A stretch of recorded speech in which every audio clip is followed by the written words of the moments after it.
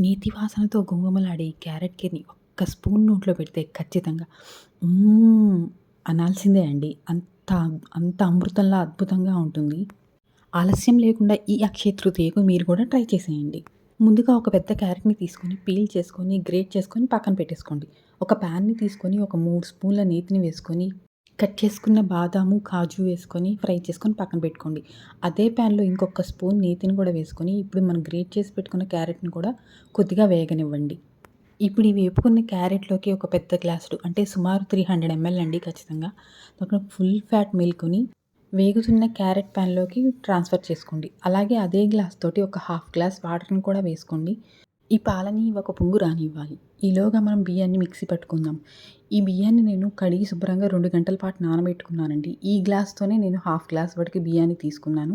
ఇప్పుడు ఆ బియ్యాన్ని మిక్సీలో వేసుకొని నూకగా రవ్వలాగా మిక్సీ పట్టుకొని పెట్టుకుందామండి.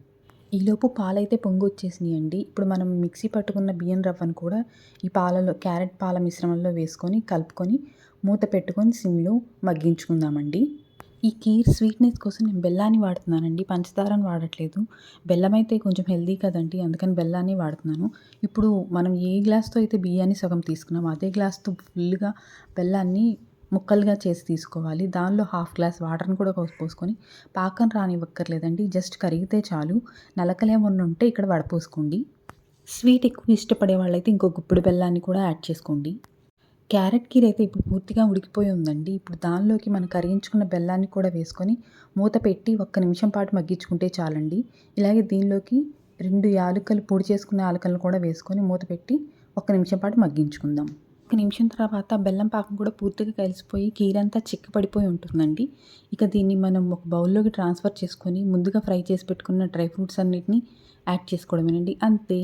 నీతి వాసనతో కమ్మగా గుమగుమలాడే క్యారెట్ కీర్ రెడీ. ఈ అక్షయ తృతీయకి మీ ఇంటి వారందరికీ ఈ స్వీట్‌తో నోటిని తీపి చేయండి. ఈ వీడియో గనుక నచ్చితే ప్లీజ్ లైక్ చేసి మన ఛానల్‌ని సబ్స్క్రైబ్ చేసుకోండి. మరెన్నో డెలీషియస్ రెసిపీస్